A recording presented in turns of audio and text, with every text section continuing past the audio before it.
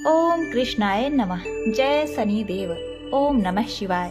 प्रिय भक्तजनों, कहते हैं कि शनि देव में आस्था है तो हर एक मंजिल के लिए रास्ता है। प्रभु शनि देव न्याय और कर्म के देवता माने जाते हैं। इनका एक और नाम है कृष्ण। भगवान शनि देव के आराध्य श्री कृष्ण जी हैं और कृष्ण भगवान ने शनि देव से प्रसन्न होकर अपने नाम पर इनका नाम कृष्ण रखा और कहा, जो भक्त ओम कृष्णाय नमः मंत्र का जाप करेगा उन्हें शनि देव के साथ साथ भगवान श्री कृष्ण की भी कृपा प्राप्त होगी। श्री कृष्ण भगवान को पूजने वाले शनि देव के कृपा के पात्र बनेंगे। तो प्रिय भक्तों, आज मैं सुना रही हूँ शनि देव और ब्राह्मण की कथा, साथ ही हम एक और दुर्लभ चमत्कारी कथा का भी श्रवण करेंगे कि कैसे ओम कृष्णाय नमः मंत्र का जाप करने वाले भक्त का शनि देव ने कल्याण किया। जो भी भक्तगण आज के दिन इस दुर्लभ रहस्यमयी कथा का श्रवण करते हैं उन्हें मन चाहे फल की प्राप्ति होती है। उन्हें शनि देव की दशा 7.5 ढैया नहीं सताती। तो प्रिय भक्तगणों, भगवान शनि देव की कृपा प्राप्त करने के लिए आप सभी भक्तगण प्राचीन पौराणिक कथा को बड़े श्रद्धा और प्रसन्न चित्त मन से श्रवण करें। किसी गांव में एक बहुत ही विद्वान ब्राह्मण रहा करता था। एक दिन रात्रि में उसने सपने में देखा कि एक नीला वस्त्र पहने हुए बहुत ही दिव्य पुरुष उसे कह रहा है कि हे ब्राह्मण देवता, मैं तुझे लगूंगा। अब देखिए, यह सपना उस ब्राह्मण को रोज दिखाई देता। इससे वह परेशान हो गया और दुबला पतला होने लगा। उसका स्वास्थ्य बहुत ही गिरने लगा। एक दिन उसकी पत्नी ने कहा, देखिए जी, मैं आपको कितना अच्छे से खिलाती पिलाती हूँ, मेवा मिश्री खिलाती हूँ, दूध मलाई खिलाती हूँ, अच्छा भोजन आहार पकाकर खिलाती हूँ, फिर भी आप इतने दुबले पतले क्यों होते जा रहे हैं? इसका क्या कारण है? प्रिय भक्तों, उस ब्राह्मण ने अपनी पत्नी से अपना सारा हाल बताया कि मेरे सपने में एक नीले कपड़े पहने हुए बहुत ही दिव्य पुरुष आते हैं। वे मुझे कहते हैं कि हे ब्राह्मण, मैं तुम्हें लगूंगा। अब यही सोचकर मुझे भूख प्यास नहीं लगती, मैं दुबला हो जा रहा हूँ। तब ब्राह्मणी ने कहा, हे पतिदेव, मुझे लगता है कि आपको शनि भगवान दर्शन देते हैं। आपके ऊपर शनि की दशा शुरू होने वाली है, इसीलिए आपको वे सचेत करते हैं। अवश्य ही वे शनि महाराज हैं। अब की बार जब दिखेंगे तो आप उनसे कहिएगा कि आप मुझे सिर्फ 1.25 पहर ही लगिए। प्रिय भक्तगणों, उसी दिन जब रात्रि होती है तो ब्राह्मण फिर से सोता है और उसके सपने में शनि भगवान दर्शन देते हैं और कहते हैं, हे ब्राह्मण, आज मैं तुम्हें लगूंगा। तब ब्राह्मण ने कहा, हे भगवान, यदि आप लगना ही चाहते हैं तो लग जाइए, लेकिन ये बताइए भगवान, आप कितने दिनों के लिए लगोगे? तब शनि देव ने कहा, हे ब्राह्मण, तुम्हारे ऊपर 7.5 शुरू होने वाली है, मैं तुम पर 7.5 साल के लिए लगूंगा। तब ब्राह्मण ने कहा, क्षमा करो भगवान, इतना भारी तो मुझसे झेला नहीं जाएगा, 7.5 साल बहुत है भगवान। तब शनि देव बोले, अच्छा, 5 वर्ष के लिए लगूंगा। तब ब्राह्मण ने कहा, शनि महाराज, ये भी मेरे लिए ज्यादा है। शनि भगवान बोले, तो ठीक है, 2.5 साल का लग जाऊं। ब्राह्मण ने फिर मना कर दिया। तब शनि देव कहने लगे, 1.25 पहर का लगूंगा तो ठीक रहेगा। प्रिय भक्तों, उसे 1.25 पहर की शनि की दशा लग गई। ब्राह्मण ने नींद से उठते ही अपनी पत्नी से कहा, देखो, मेरे 1.25 पहर की शनि की दशा लगी है, सो मैं जंगल जाकर समय बिताऊंगा। तुम मेरे खाने पीने का सारा सामान बांध दो और मेरे पीछे किसी से लड़ना मत, घर में बैठी रहना, बच्चों को भी कहीं मत जाने देना और इस 1.25 पहर में किसी को गाली भी मत सुनाना। ऐसा कहकर ब्राह्मण अपने घर से जंगल की ओर चल दिया। जंगल में ब्राह्मण एक पीपल के पेड़ के नीचे बैठ गया और हनुमान जी का पाठ करने लगा। 1 पहर बीत गया तो ब्राह्मण ने सोचा, बाकी का समय तो रास्ते में ही बीत जाएगा, सो वह वहां से चल दिया। और रास्ते में चलते हुए उसे एक सब्जी मंडी दिखाई दी। उसने सब्जी मंडी में से एक बड़ा सा कद्दू खरीद लिया। कद्दू खरीद के अपने चादर में लपेट करके वहां से चल देता है। तभी रास्ते में शनि महाराज एक साधु का भेष बदलकर उसके पास आते हैं और कहते हैं, तुम्हारे चादर में क्या है? ब्राह्मण ने कहा, हे साधु महाराज, मेरे इस चादर में तो कद्दू है। साधु ने कहा, अच्छा कद्दू है तो दिखाओ। जब ब्राह्मण ने अपना चादर दिखाया तो आश्चर्य, उसमें तो उस राज्य के राजा के बेटे का कटा हुआ सर था। यह देखते ही साधु महाराज, जो कि शनिदेव थे, उस ब्राह्मण को लेकर राज दरबार में पहुंच गए और राजा से कहने लगे, महाराज ये देखिए, ये दुष्ट दुराचारी आपके पुत्र का हत्या करके उसके सर को काट के अपने चादर में लेकर घूम रहा था, इसे आप दंड दीजिए। प्रिय भक्तों, राजा ने जब सुना कि उस ब्राह्मण ने उसके पुत्र को मार दिया है, राजकुमार की हत्या कर दी है, तब राजा बहुत ही क्रोधित हुआ। उसने कहा, मुझे मत दिखाओ, मुझे यह सब कुछ देखा नहीं जाएगा। हे सैनिकों, तुम इसे तुरंत ले जाओ और इसे सूली पर चढ़ा दो। प्रिय भक्तों, जब नगर में यह समाचार मिली कि राजा के पुत्र का सर कट चुका है, एक ब्राह्मण ने उसकी हत्या कर दी है, तो नगर में हाहाकार मच गया और उस ब्राह्मण को सैनिक सूली पर चढ़ाने के लिए ले गए। जब फांसी पर चढ़ाने ही वाले थे, तब जैसा कि नियम होता है, मरने वाले से उसके अंतिम इच्छा को पूछा जाता है, तो सैनिकों ने भी ब्राह्मण के अंतिम इच्छा को पूछा। सैनिकों ने कहा, हे ब्राह्मण, बताओ तुम्हारी अंतिम इच्छा क्या है? प्रिय भक्तगणों, ब्राह्मण ने सोचा कि यदि किसी प्रकार कुछ समय तक के लिए फांसी रुक जाए तो शनि की दशा का 1.25 पहर पूरा हो जाएगा। यह सोचकर उसने कहा, भाई, मैं बचपन से नित्य बालाजी की कथा कहता सुनता आया हूँ, आज मरने से पहले अंतिम बार कथा कह लेने दो।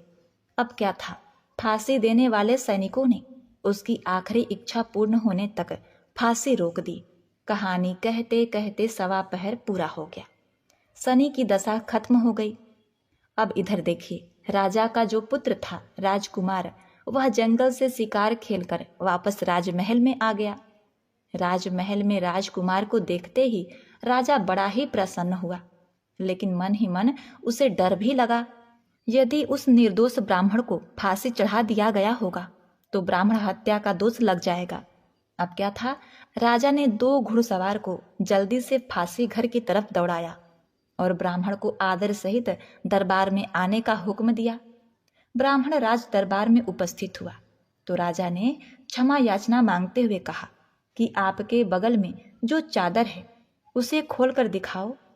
राजा के आज्ञा के अनुसार ब्राह्मण ने चादर खोली तो उसमें कद्दू था।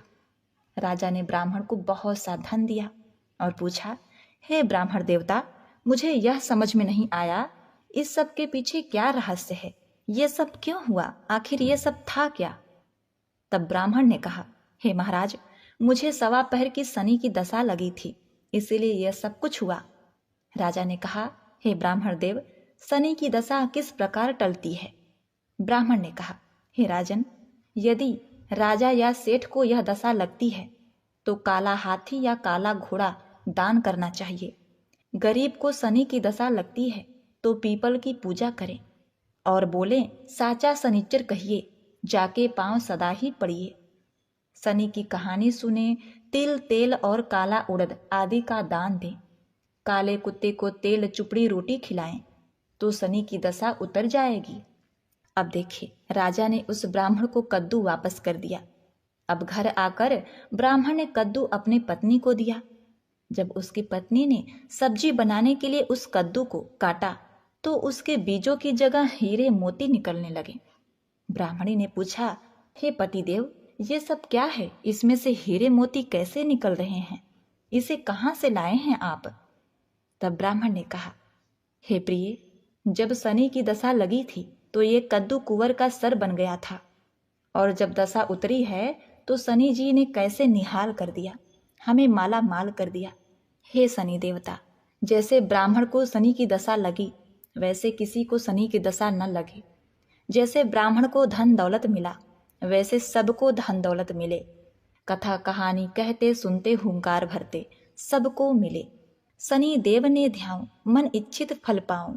जय शनि देव, हे शनि देव, जय शनि देव। ओम नमः शिवाय। प्रिय भक्तगणों, अब आइए श्रवण करते हैं भगवान शनि देव की दूसरी कथा, यह कथा सुनने से भक्तों को मनवांछित फल की प्राप्ति होती है। नर्मदा नदी के किनारे एक गांव में बहुत ही बड़े साहूकार का परिवार निवास करता था। साहूकार की मृत्यु हो चुकी थी। घर में साहूकारनी तथा उसके 2 बेटे, एक बड़ी बहू थी। साहूकारनी का छोटा बेटा मानसिक रोग से ग्रस्त था। उसकी मानसिक स्थिति ठीक नहीं थी। साहूकारनी की बड़ी बहू तारा को विवाह के कई वर्ष बीत गए थे, पर अभी तक उसे संतान नहीं हुई थी। तारा को सदैव यही भय रहता था कि कहीं उसके पति संतान पाने के लिए दूसरा विवाह न कर लें। यदि उसके पति ने दूसरा विवाह कर लिया तो उसे सौतन का दुख सहना पड़ेगा। प्रिय भक्तजनों, इसी डर से तारा ने एक योजना बनाई और उसने अपने घर में काम करने वाली नौकरानी चंदा से अपने देवर चंदन का विवाह कराने के लिए अपनी सास साहूकारनी तथा अपने पति को मना लिया। चंदा स्वभाव से बड़ी ही दयालु तथा कृष्ण भक्त थी। वह बचपन से ही उसी साहूकारनी के घर काम करती थी। उसका अपना कोई नहीं था। अब चंदा का विवाह मानसिक रोगी चंदन से करा दिया गया। कुछ साल बाद चंदा ने एक सुंदर पुत्र को जन्म भी दिया, किंतु चंदा की जेठानी तारा ने चंदा का बच्चा छीन लिया और उसे घर से धक्के मारकर बाहर निकाल दिया। और तारा ने अपने पति को भी अपने पक्ष में कर लिया। प्रिय भक्तगणों, बेचारा चंदन तो मानसिक रोगी था, वह कर भी क्या सकता था, और वह साहूकारनी चाहकर भी कुछ न कर सकी। प्रिय भक्तगणों, दरअसल ये तो तारा की चाल थी। उसने तो कभी चंदा को अपनी देवरानी माना ही नहीं। वह तो सिर्फ चंदा से उसका बच्चा लेना चाहती थी ताकि उसे पाल पोस कर अपना नाम दे सके। अब देखिए, चंदा के बार बार रोने गिड़गिड़ाने पर भी तारा नहीं मानी और उसे उस गांव से ही निकाल दिया। अब चंदा गांव गांव भटकने लगी। भटकते भटकते वह कृष्ण जी के एक पुराने मंदिर में पहुंच गई। वहीं पर उसने प्रभु से न्याय की गुहार लगाई। वह अपना सर भगवान की चौखट पर पटकने लगी तथा लगातार ओम कृष्णाय नमः मंत्र का जाप भी करती रही। प्रिय भक्तों, उस स्त्री की करुण पुकार न्याय के देवता शनि देव ने सुनी तथा भगवान श्री कृष्ण के आदेश से तुरंत चंदा के पास उपस्थित हो गए और साधारण मनुष्य का रूप धारण करके उसे अपने आप को कष्ट ना पहुंचाने के लिए कहा और कहा कि हे बहन, तुम भगवान श्री कृष्ण पर विश्वास रखो और ओम कृष्णाय नमः मंत्र का जाप करती रहो। तुम्हारा अवश्य ही कल्याण होगा। तुम्हें जो भी दुख है सब भगवान श्री कृष्ण हर लेंगे और शनिदेव की कृपा से तुम्हारा मंगल होगा। यह सुनकर चंदा भगवान श्री कृष्ण के आराधना में लग जाती है। शनिदेव का ध्यान करते हुए ओम कृष्णाय नमः मंत्र का जाप करने लगी। अब शनिदेव एक साधु का भेष बदलकर साहूकारनी के घर पहुंच गए और अलख निरंजन का अलख जगाने लगे। तब घर से बाहर साहूकारनी निकली और उसने भिक्षा देकर उन्हें प्रणाम किया। तब साधु रूपी शनिदेव ने कहा, हे देवी, मैंने सुना है आपके घर में कोई मानसिक रोगी है। मैंने 7 सालों से हिमालय के जंगलों में भटकते हुए बहुत ही दुर्लभ जड़ी बूटी इकट्ठी की है जो हर प्रकार के रोगों को समाप्त कर देती है। यदि आप कहें तो मैं आपके घर के मरीज को ठीक कर सकता हूँ। प्रिय भक्तों, उस साहूकारनी ने कहा, हे महात्मन, अहो भाग्य जो आप यहाँ पधारें। हाँ महाराज जी, मेरा छोटा बेटा जो कि दिमागी रूप से बीमार है, आप उसे ठीक कर दीजिए।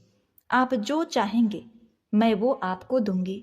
आइए, घर के अंदर आइए। साहूकारनी ने अपने बेटे चंदन को साधु महाराज को दिखाया, जो अब चंदा के चले जाने से बहुत ही दुखी था। साधु महाराज ने अपने कमंडल से जल निकालकर उसे अभिमंत्रित करके चंदन को पीने के लिए दिया। उस जल को पीते ही चंदन बिल्कुल ठीक हो गया और साधु महाराज ने तारा को भी बहुत समझाया कि वह चंदा का बच्चा उसे वापस कर दे और अपनी गलती को स्वीकार कर ले, किंतु नहीं मानी। वह तो उल्टे ही साधु महाराज को ही डांटने लगी, यहाँ तक कि चंदन के ठीक होने से उससे ईर्ष्या करने लगी। इस बात से रुष्ट होकर भगवान शनिदेव की दशा तारा को लग गई और वह मानसिक रोगी हो गई। उसका एक हाथ लकवा से ग्रस्त हो गया।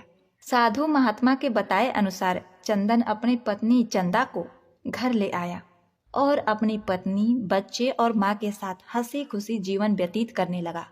प्रिय भक्तों, तारा को शनिदेव ने उसके कर्मों का फल दिया और चंदा के सिर्फ ओम कृष्णाय नमः मंत्र का जाप करने से उस पर कृपा बरसाई और उसका बच्चा, पति, परिवार वापस मिल गया। उसका पति स्वस्थ हो गया। जय शनिदेव, जय जय शनिदेव, ओम नमः शिवाय। प्रिय भक्तगणों, कथा को समाप्त करने से पहले बहुत ही महत्वपूर्ण जानकारी के विषय में। 7.5 क्या होती है, इससे लोग क्यों डरते हैं?